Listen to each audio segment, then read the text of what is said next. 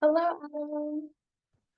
Hello, how are you? Let me get I'm all my camera and stuff. It's chaos in our office today, so I apologize. I meant to find like a better room and such, but such is life. absolutely no problem at all. Thank you so much for being here. No, listen, it's always an honor to get to talk talk about all the fun work we get to do as developers. So this is great. Also figure out how to Oh, share. yes, let me make sure I have the settings set up for you. Okay, groovy. Okay, you should be able to share now if you want to test it out. Try now. Let's share this. Trying to think of. I'm not a traditional PowerPoint boy, so I need to okay. You're probably seeing my whole screen right now, right? Yes, yes. Cool, cool, cool. But I want this to be the other way. Mm,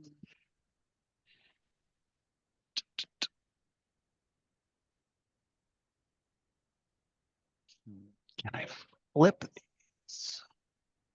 Give me one sec. Please take your time. Some Hi, days I'm like, Sarva. yes. Nice to see you. Hi, Olivia. How are you? I'm doing well. How are you doing? How's school going? School's going well as well. It's getting to that crunch time, so I'm glad you're able to make it today. Yeah. Happy to be here.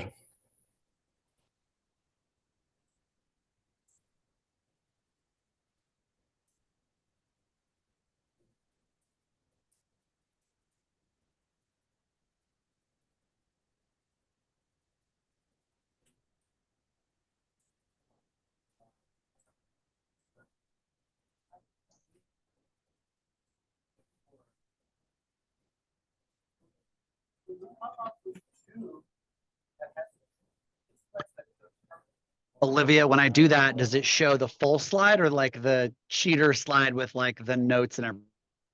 It does show the presenter view, so I see the second slide as well.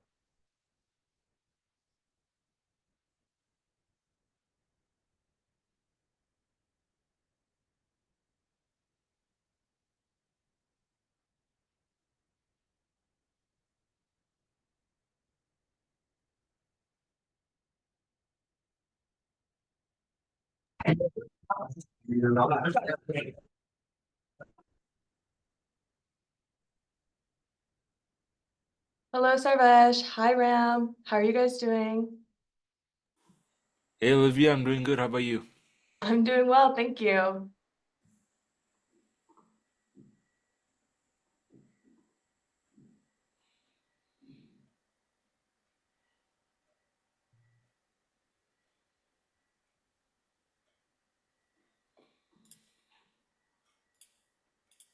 Adam, if you're unable to figure it out, I'm sure we will be perfectly fine with the presenter view. No, I think I just got it. How about that? Is that now That showing the does. Yeah, you non? did. There we go. It Great creates job. fun fact for other smart people that probably do this more than me. Apparently, if you put it in presenter mode, it then virtually shows two options to share from. So you just have to go back in there and click that. Great job. Thank you for that tidbit. Hmm. So we'll just give it a couple more minutes, maybe till about 2:35-ish. We'll see. Perfect. I'm gonna grab my coffee really quick, and I'll be right back. So, Perfect. Take your time. pardon the background. Mhm. Olivia, are you recording this presentation so that we can maybe able to access later? Yes, there will be a recording available on our YouTube, and I'll send it out in an email afterwards. That's great. Thank you. You're welcome. Thank you.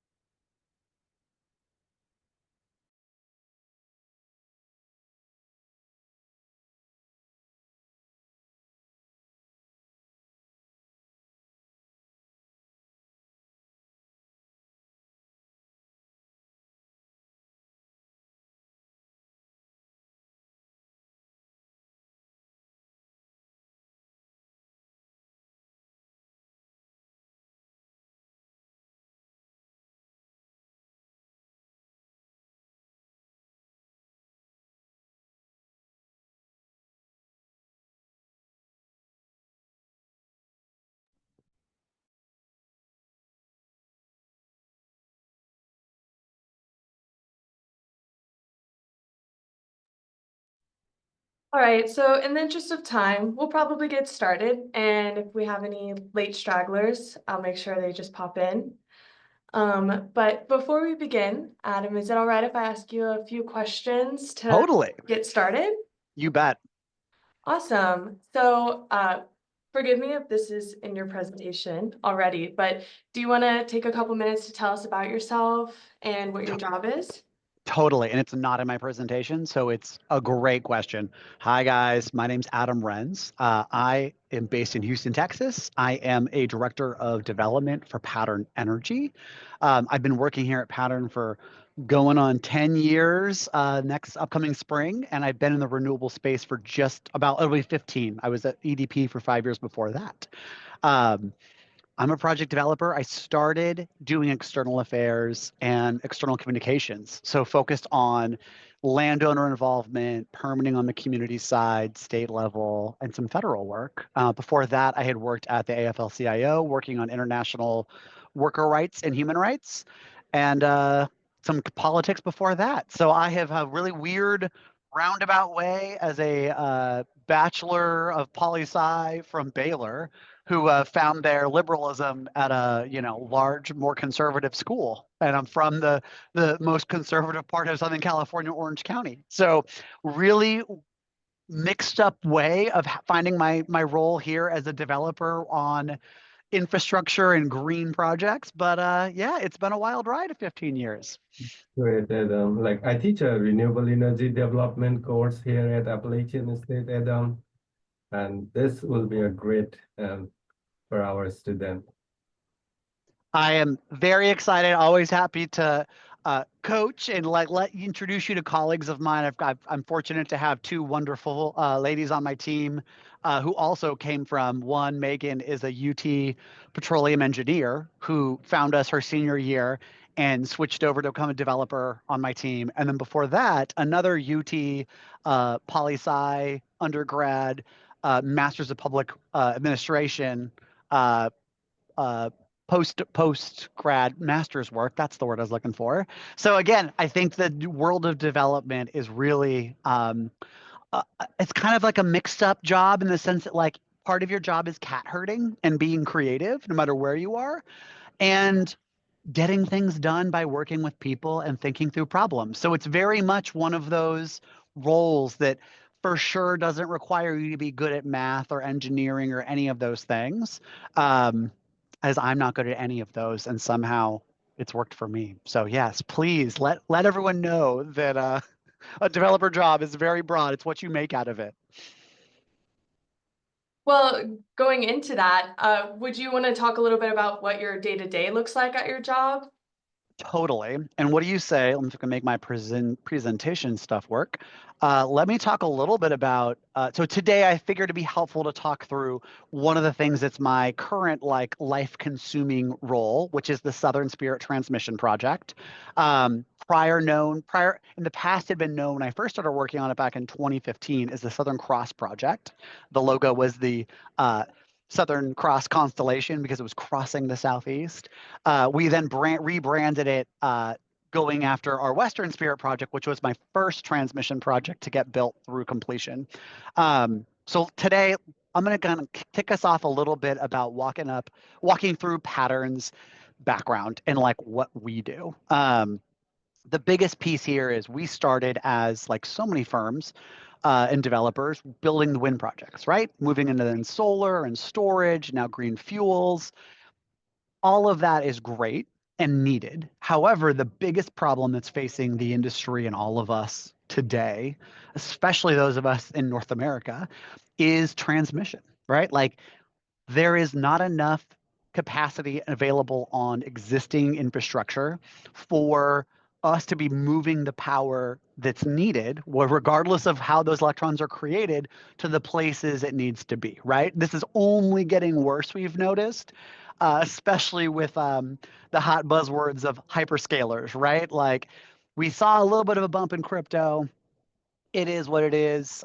We obviously see that with, especially for those of you who live in the Commonwealth of Virginia, data center alley. But really, it's the hyperscalers that I think are going to be one of the biggest game changers on demand of electrons, right?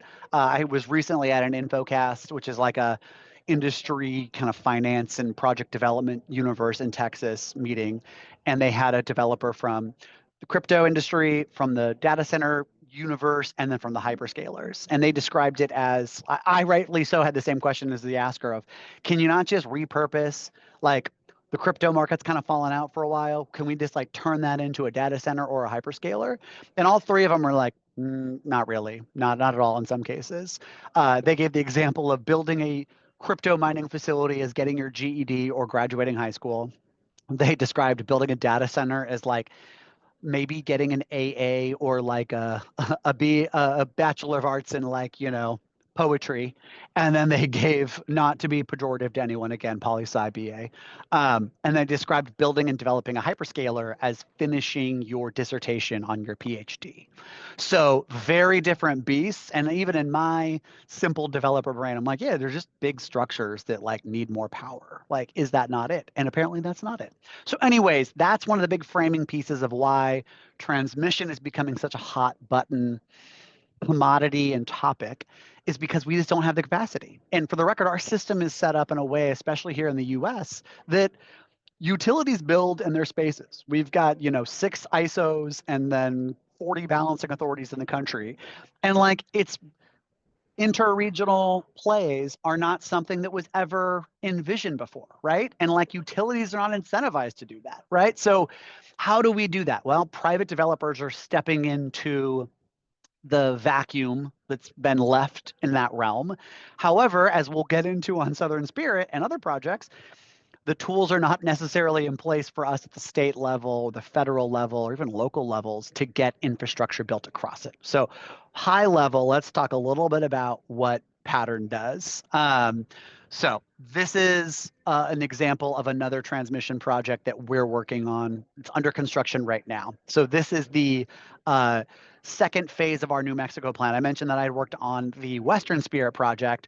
Western Spirit is a little U. So here in Albuquerque up to this area. So it's literally the interior U bus, if you can see my cursor, of a interior ring bus, half of it for P&M's new system that we completed in 2021.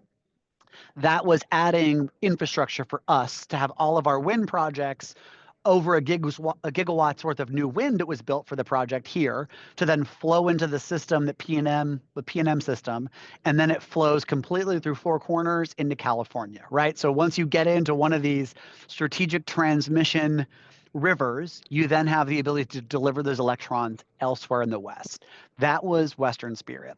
SunZia is similar, but on a much bigger scale. It's approximately 550 miles, so 553 miles, and it starts in the same place that Western Spirit does, but it, as you can see, goes completely across New Mexico and halfway through the state of Arizona.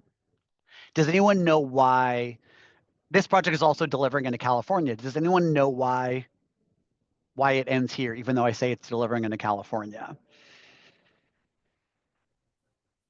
Is it likely because Kaiso, something related to Kaiso, that they won't let you build the line in Kaiso?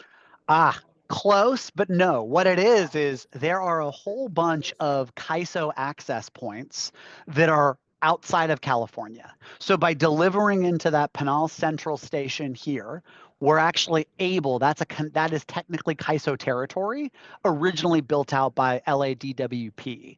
There's similar spots like that elsewhere in the West, like Salt Lake City. There's a tremendous amount. There's another, I think, 2 Kaiso injection points. Don't quote me on that because I'm not the Kaiso expert, but because of the insane power needs of Kaiso in California and the West Coast, as that system has grown over the last 50 years, they've been building power plants elsewhere to supply power into the state.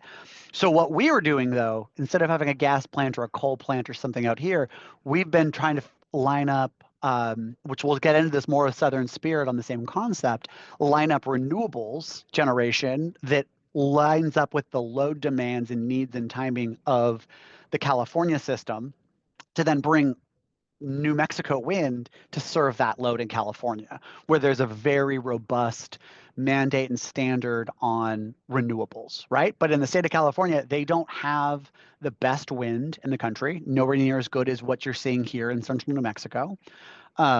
And they also are pretty much landlocked, right? Like they've overbuilt solar in many ways.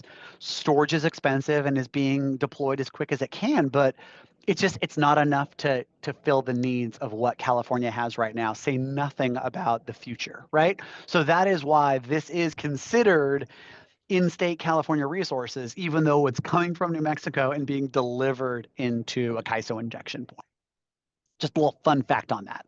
So again, that's 3,000 megawatts, a little over 3,000 megawatts. That is in addition to the gigawatt that we built back on Western Spirit when I was working on those projects.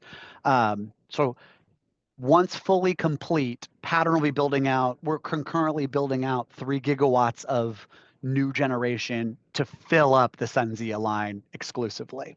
So we will have that. This is the largest grouping of renewable like wind projects in the world.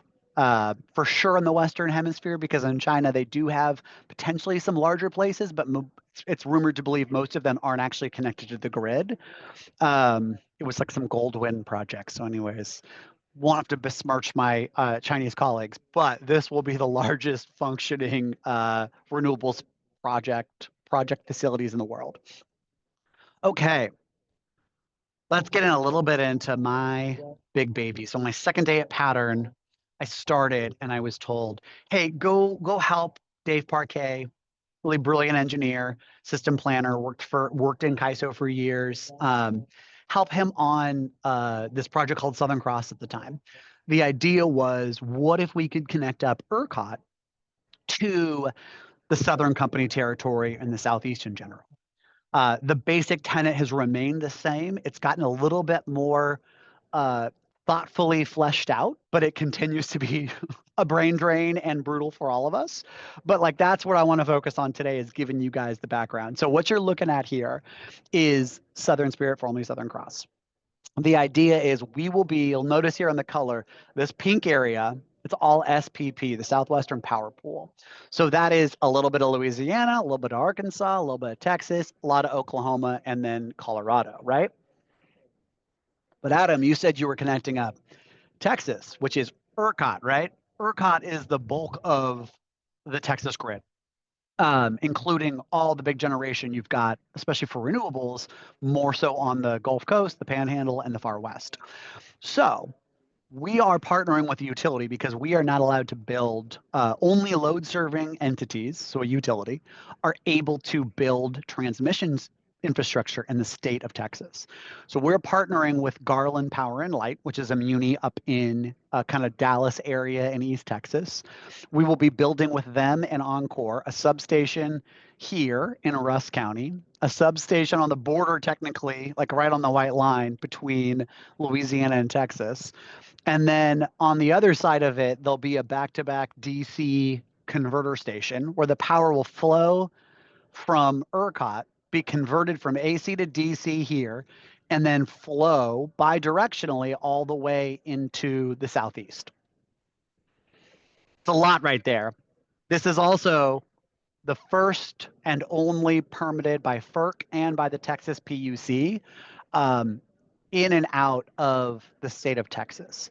So there currently does not exist a connection between any of MISO, this is all MISO South here, including just north of Houston where I'm at.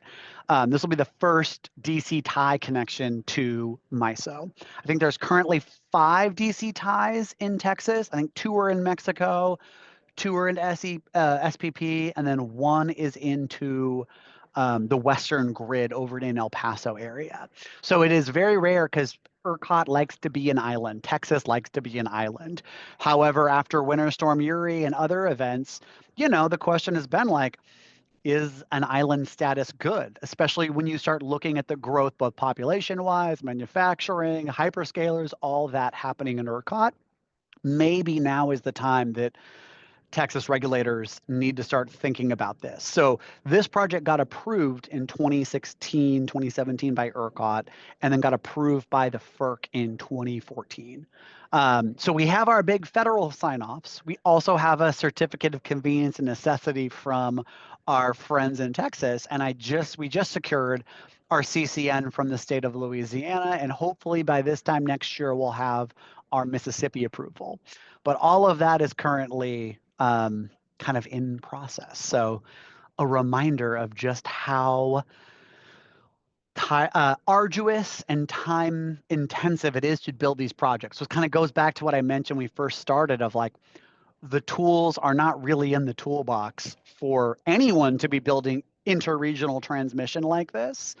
And it's becoming more and more politically charged, socially charged. Like people never like looking at something that's not theirs, that's not, benefiting them or not on their land. And sometimes people don't want to even have it on their land.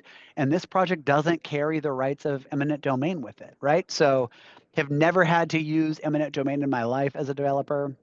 We built, 155-mile transmission line Western Spirit. We've built SunZia has no use of eminent domain. However, in the case of SunZia, we did have access to condemnation in the state of New Mexico, but not Arizona.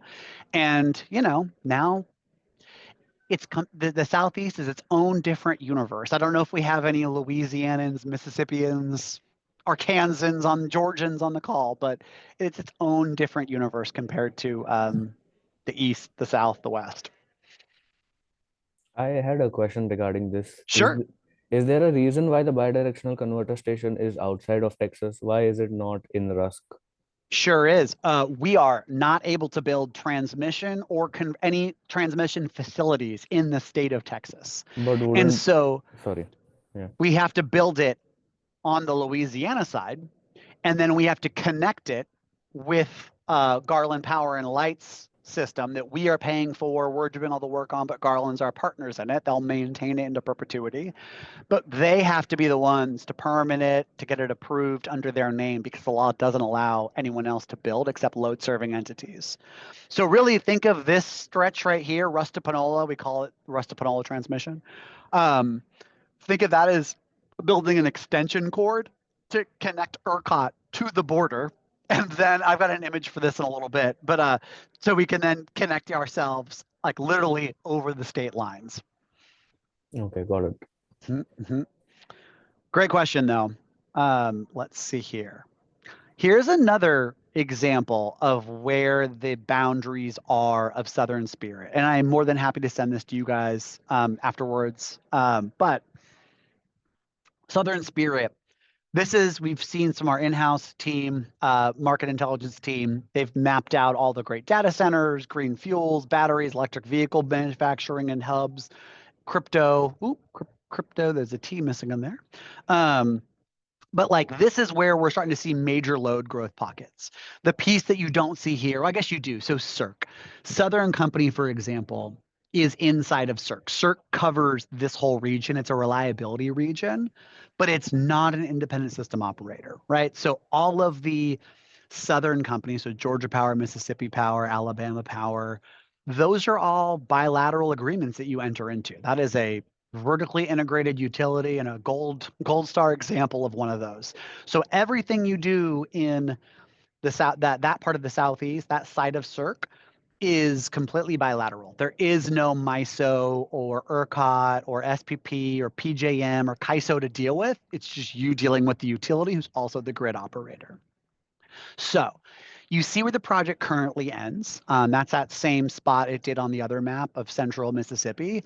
Ideally, our next, why we currently have a terminus here is because just over the border in this part of CERC is TVA. And then everything else in this other gray zone is mostly Southern Company.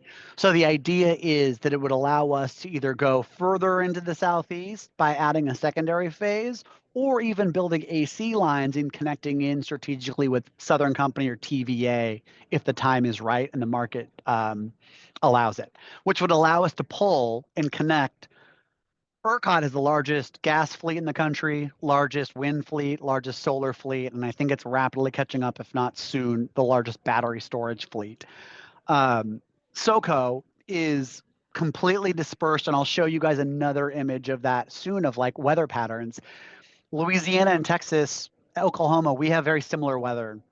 The further east you get from Texas, the further differentiated the storms are. Same thing is true, right? The Atlantic hurricane season is very different than the Gulf season, right? So going back to the winter storm Uri example, we see a little bit more safety and security in connecting up robust and different grids that are separated from each other's catastrophic weather events and seasons, especially now that weather seasons in general are getting more gnarly. So this is the concept of why we think this works and hope it does of, can we, one, for reliability purpose alone, connect up these systems that have never been connected before? So MISO, maybe TVA and SoCo, all to ERCOT and vice versa. But also it would potentially open up access to renewables who, the wind in Texas is great. It's congested. We don't have the ability to get it off the system. There's one wind farm in Mississippi and it's lower level performing because of just the wind resource there. And then Alabama and Georgia have like no wind resources. So it opens us up to start having better access to renewables in more places. So if you're Meta or Google or Amazon and BMW, and even car manufacturing facilities that are big in the Southeast, you now have access to something that you didn't before. Any questions on any of that? I know this is a lot to condense. Not exactly on this, but I just had a Southern Spirit project related question. So will this line mainly carry energy like electricity from pattern energy projects or surrounding projects as well?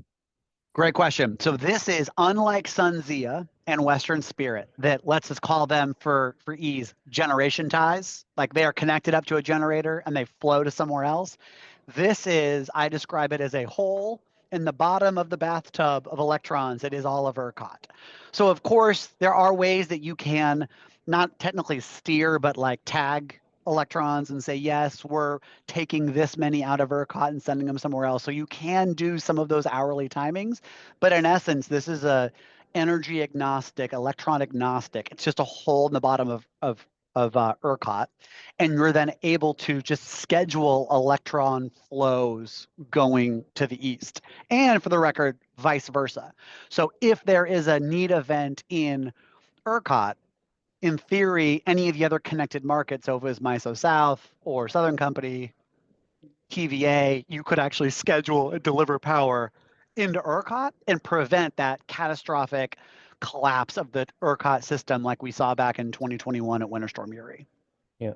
So I actually did a case study on the blackout in ERCOT. So my next question would be, are you aware of any other projects like Southern Spirit that are ongoing, which are enabling ERCOT to connect to the rest of the US grid? Yes, so different. We are the only one in Texas. We have our approvals, and ERCOT or the PUC was very clear that they don't want more of this, right? Like they gave us a pretty long list of, go get these 12 or 16 shiny rocks, we call them the ERCOT directives, and then we'll give you your approval. But they made it clear that like, we don't want to do this with anyone else. They're very hesitant on having their federal carve out pierced. And even our FERC approval affirmed that the FERC approval for Southern Cross at the time will not change or interfere with ERCOT and FERC's separate relationship, right? So nothing else exists. There are other developers, our friends at Grid United, who are also in Houston here with us.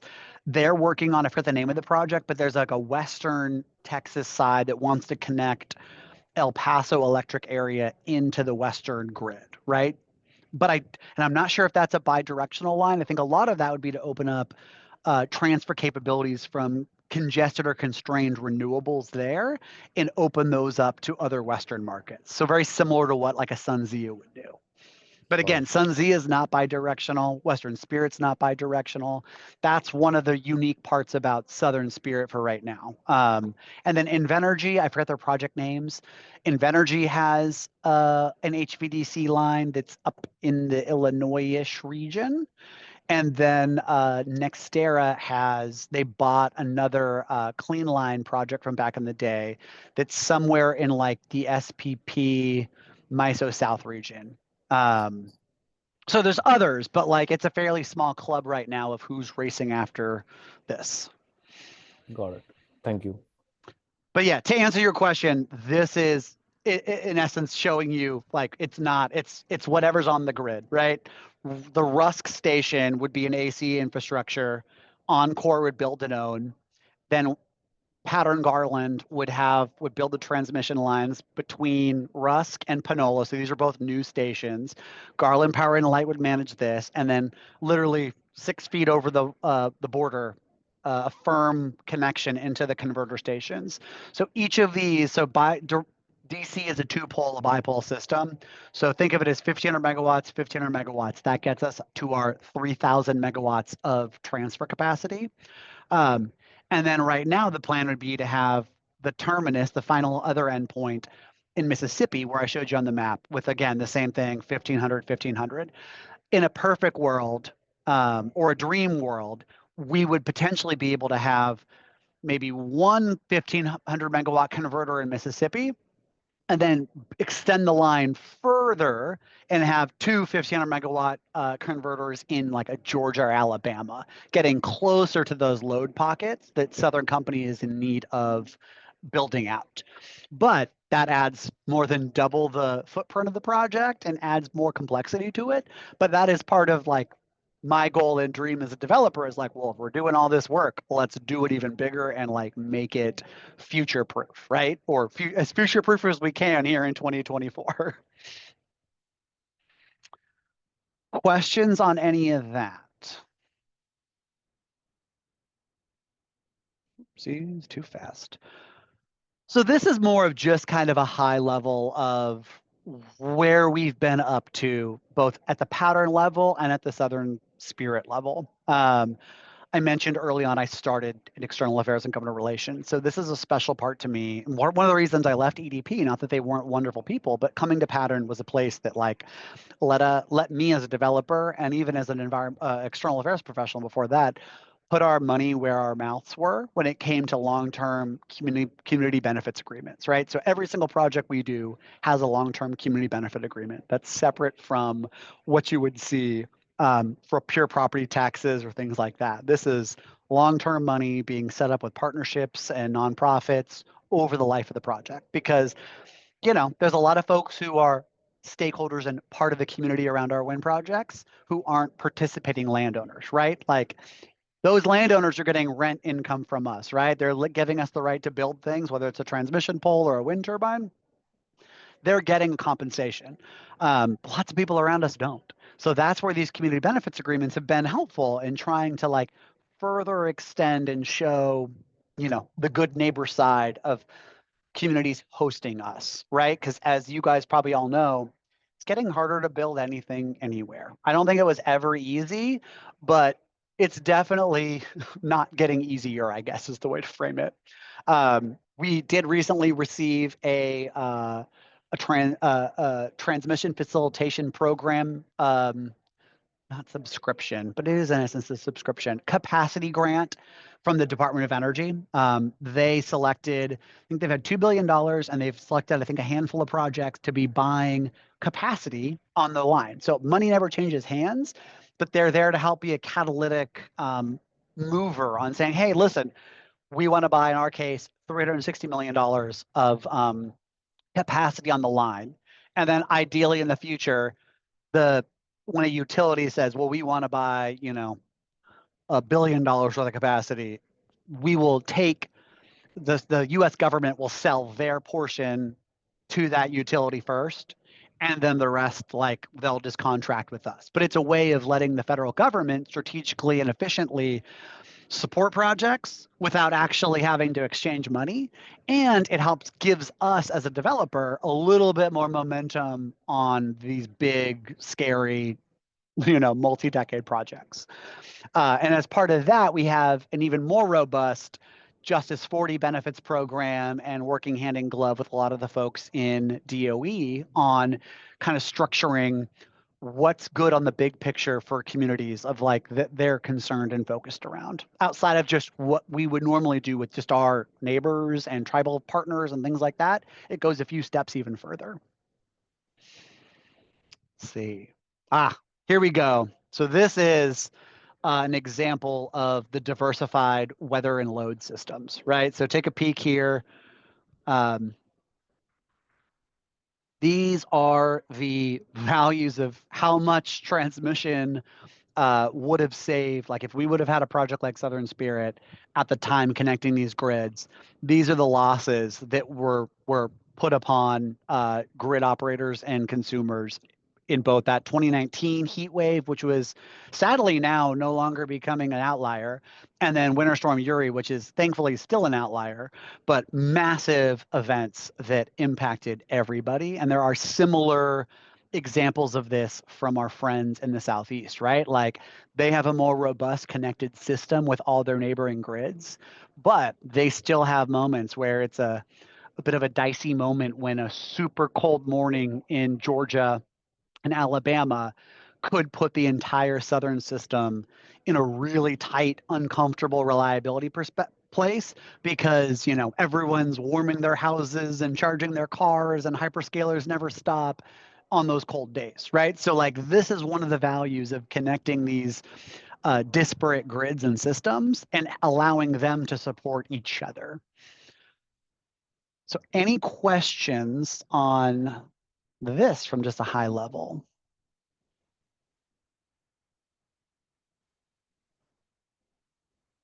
And then here is emissions reduction. So this has kind of been one of our ongoing attempts to just kind of look at and try to quantify what is the carbon dioxide equivalent on the reduction front with like a Southern Spirit transmission project. So you see 130.4 million tons, which is substantial, right? Like, again, these numbers kind of are like monopoly money in the sense of like, it's staggering, but like this is just goes to show you, you know, right now we have been building a tremendous amount of duplicative gas generation. And for the record, building pipelines are not easy either, right? Like none of this is easy, even though pipelines have the ability of federal condemnation, transmission lines don't. They're still difficult and they're still expensive and they take time. So this is just kind of a nugget of what we're looking at on the retirement front. The bulk of that 4,800 megawatts is around coal and the most inefficient aging gas. And then again, 1,800 plus megawatts of new renewable additions across the systems.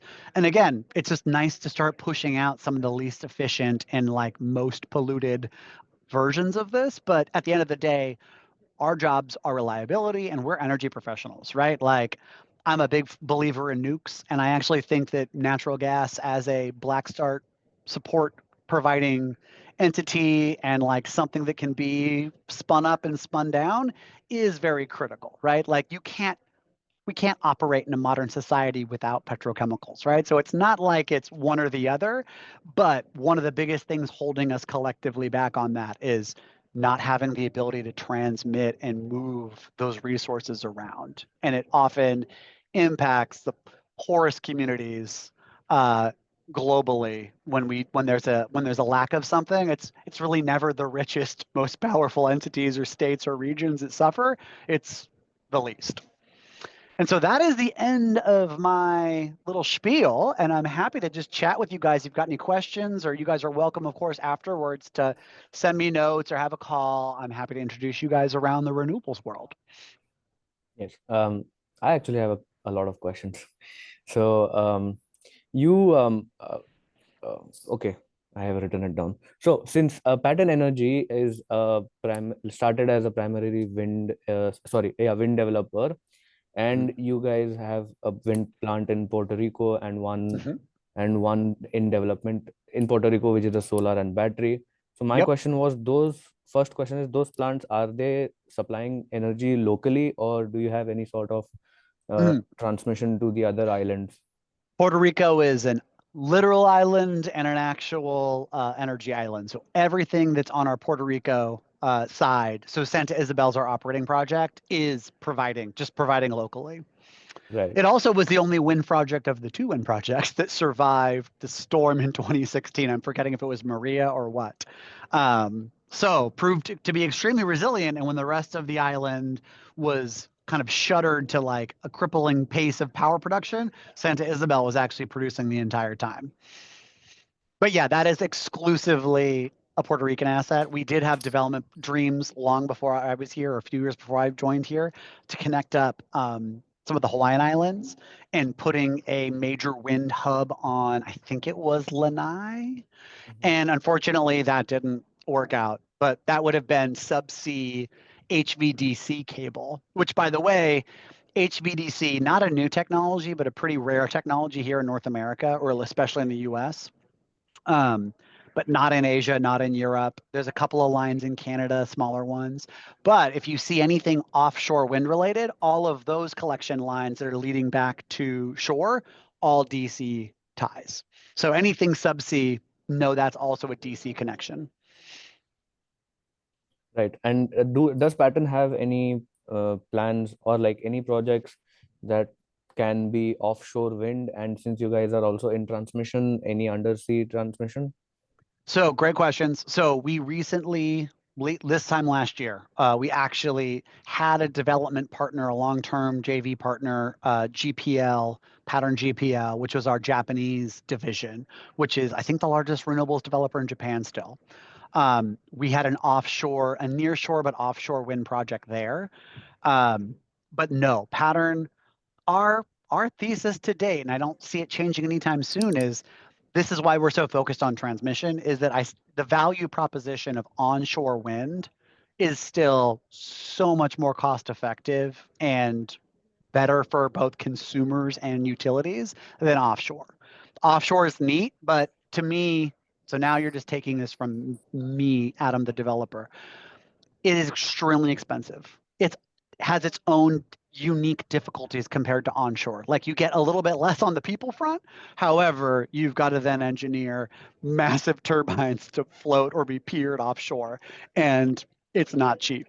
So unless you are land restricted, like Scotland, the UK, the Iberian Peninsula, and that's your only option for clean renewable energy, I just truly don't think it pencils out. And that has been historically the Pattern vision as well. And building out new transmission lines that enable onshore generation still is far more effective project-wise and cost-wise than offshore.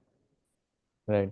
And speaking of building transmission being expensive, I would like to know your views on MISO's LRTP tranche number 2, because MISO is that is what LRTP, like they are introducing a new voltage level, 765 kV AC in like Michigan, Wisconsin, those upper states.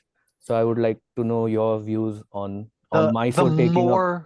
The more the better. The problem, so though our project will hopefully have a connection into MISO, it's MISO South. There is, I think, a mere 500 megawatts, if that, of throughput between MISO North, MISO South. For historical purposes, Entergy was required by the Department of Justice at the federal level to join an independent system operator, right? They did not willfully choose to do that. They have also done an excellent job as a utility of building their personal walls higher and their moat deeper. That's why they do not want MISO coming in and building any additional projects. So you've not seen any MVP projects, multi-value projects built in MISO South. It's not, they'll often pretend to spin it. It's like MISO doesn't treat them well. No. It is a very concerted effort of keeping anyone else out. So it's almost a little bit self-sabotaging from my perspective. But that said, yes, the 765 upgrades and build out in MISO are hugely critical and will only help to, one, add a reliability backbone in the MISO system, but also make it easier for electrons to flow elsewhere and out of the region. Texas ERCOT is looking at a similar program. I jokingly refer to it as the spiritual successor to the CREZ projects. CREZ, let me see if I can do this right, the Cooperative Renewable Energy Zones or something. I forget my CREZ acronym, but search Competitive Renewable Energy Zones. That's it. There we go. Competitive renewable energy zones, not cooperative. Similar. They're looking to do a 765 build out, which would be huge. The number of CREZ was never envisioned when it was first launched to be a one and done. It was meant to be a multi-phased expansion program. Politics cut that short. So ERCOT doing upgrades is wonderful for everybody and will only make the state and the region better, especially if you then start getting ways like Southern Spirit to get power out of ERCOT, right? We have an amazing resource here of wind and solar. Let's share it with others. And by share, I mean, of course, sell, but like that's good for, right? That puts more renewables on the system. It, in theory, gets to hopefully lower costs for utilities and partners who are buying them resources. And it gives an opportunity for like corporate and industrials who want to lower their footprint on the carbon standpoint by contracting with those power plants. So big support, big fan of the 765 upgrade growth everywhere. Right. And since Pattern is building the Southern Spirit HVDC line, would you guys be open to building something like what MISO is doing, like a new KV level, or would you like to expand in the HVDC sector? I think I'm going to give you my guess on that. In the case of SunZia, it is technically it's a FERC.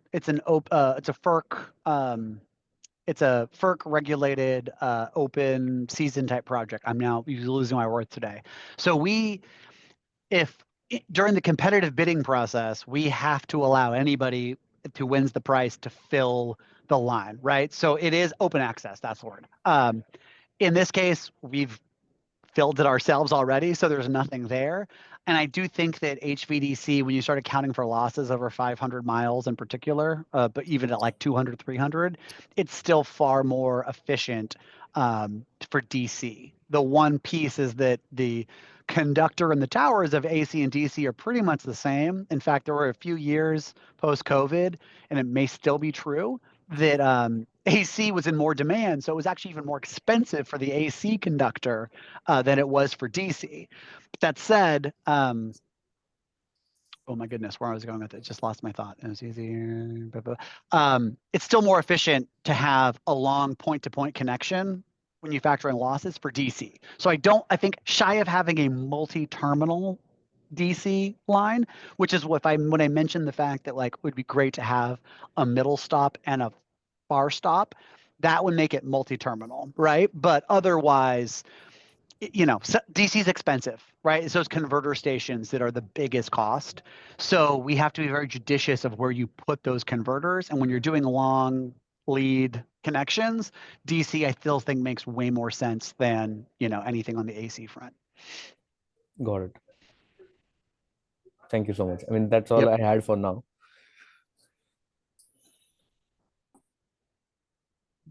That's really very useful, Adam. Thank you.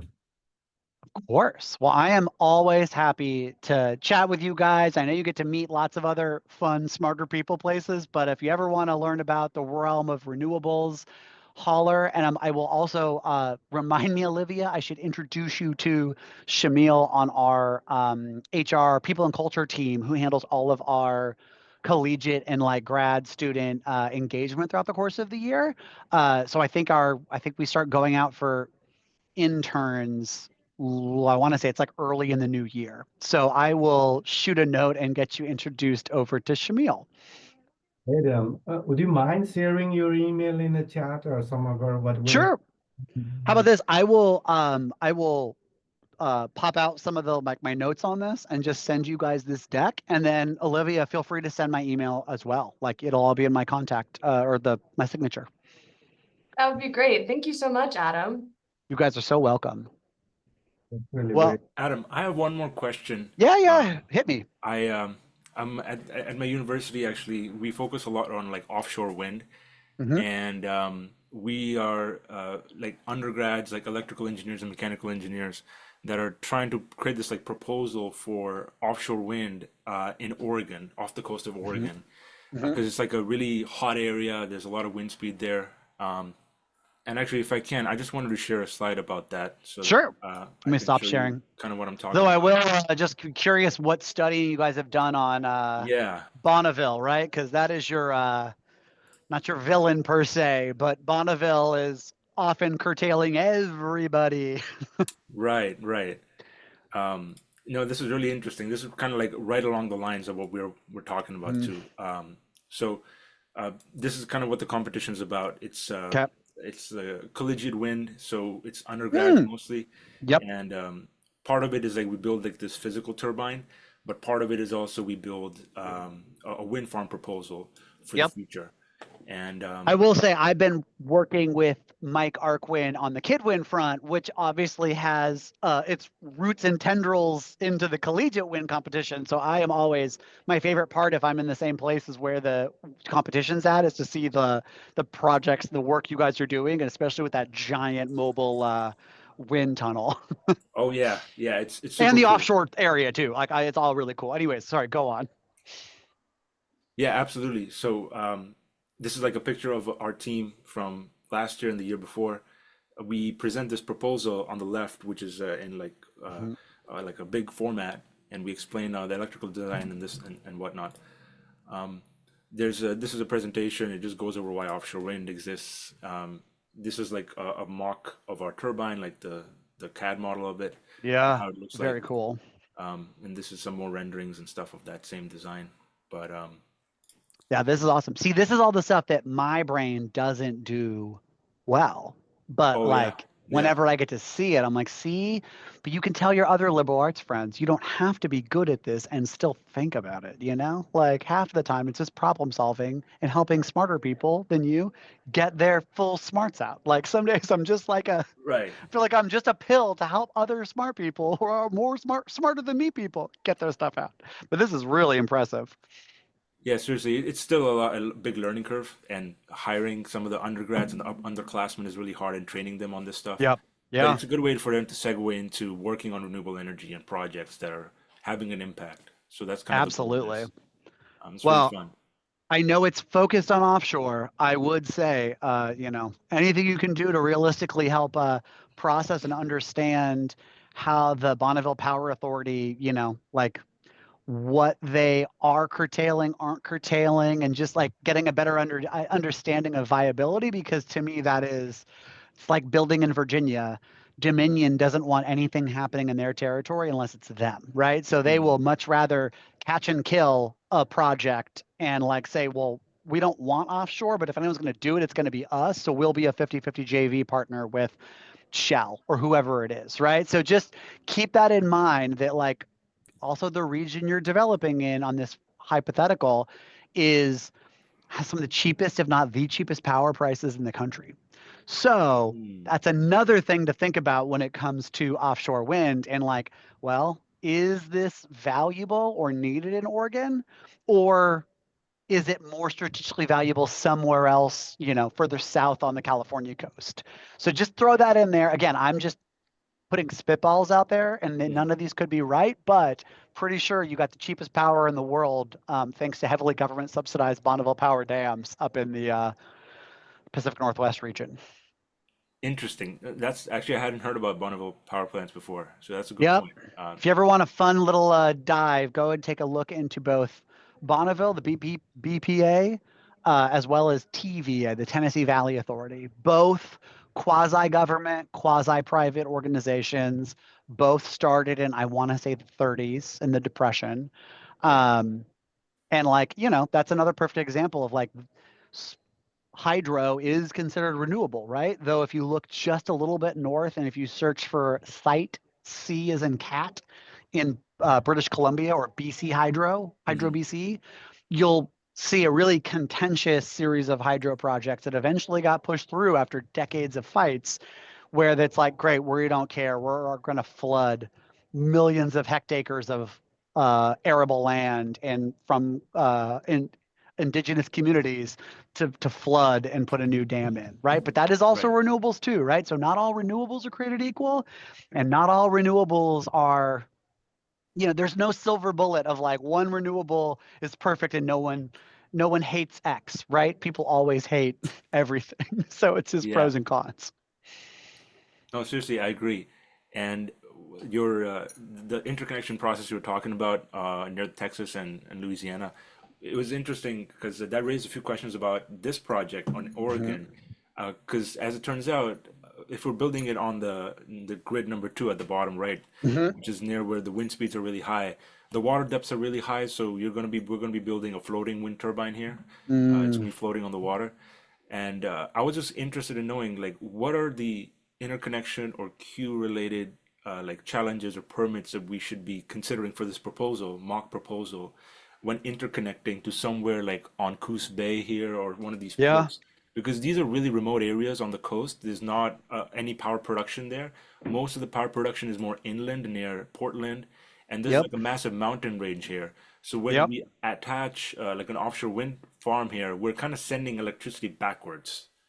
Well, and think about and look at like Cape Wind, which was one of the first offshore wind projects that I don't know if it ever got built or if Mhm. portions of it later got built, but though these areas may be remote and they're beautiful and picturesque, they're often heavily inhabited by people who want nothing to change, and often those people are very rich, right? Like it could be someone's fifth vacation home on the Oregon coast, right? So I would also just factor in that component of this. And this looks like, without knowing how many miles or kilometers offshore, there's a pretty decent chance that these are visible from land. And right, like that is the other piece of, you also have to deal with, like on the East Coast, the lobstermen and commercial fishing, commercial shipping, all of those things are major stakeholders and could be NIMBYs that don't want you upsetting, the people that have been lobster harvesting in those exact waters for 100 years, right? Or the Mhm. shipping,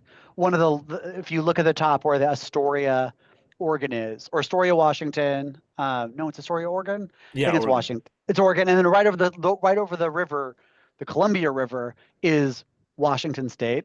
Hmm. Uh, that is one of the most dangerous, treacherous, and heavily trafficked waterways in the world. There's more shipwrecks there at the mouth of the Columbia River where it meets the Pacific Ocean than anywhere else on planet Earth that's recorded. So Wow. like there's a lot of stuff up there. And again, people don't like stuff being built. So again, factor that into like, one, is this the right area for it? And two, like what's the potential downside, right? Like what's the environmental impact, and do you have to go through a more aggressive environmental regime like California has CEQA, which is more aggressive and more laborious than NEPA at the national level. So like who knows, that's another thing just to think about, your cost of getting these things done in other parts of the country. Interesting. Interesting. And how would we go about like creating that like community benefits agreement if we're going through such a rural area? Like, have you guys ever worked on like creating agreements like that, like Yeah, I mean, that's all of nonprofits? our projects are in rural areas. So really part of it starts at usually sitting down at the like city level, the county level, the village level, getting feedback from landowners who are participating with you. Uh, Ideally, you're working with a consultant or somebody who's from the area that can help give you that insight. Obviously, when it's offshore, Hmm. it's a little bit different. You don't have landowners, you have the Bureau of Ocean Management, right? You have BOEM. But there's a lot of folks, and that goes back to what I mentioned earlier, is like people really don't like being told that their opinion doesn't matter, right? So feeling out all of your big stakeholders, whether it's the Port Authority and the people who own all the vacation homes on the beach or the vacation rentals, those are often the people that will be what kills off a project, right? It's rarely the person who's participating. It's often the person or the entities that aren't, that only see downside from this. Interesting. Wow. That's great to know. So welcome. Awesome. Yeah, that's all I had really. But I appreciate the Awesome. time, Adam. This is really useful. You bet. Well, Yeah, thank you guys for letting me do this. This was a blast. Thank you, Adam. Thank you so much. Thank you. Thank you all for coming today. It was so great. This is our last call of the year, so I will hopefully see some of you guys again in January. Thank you, Olivia. Cool. Happy Yeah. Thank you. Thanksgiving and end of the year, guys. Yeah, yeah. Bye. Bye bye. Thank Thank you. you guys. Bye. Take care.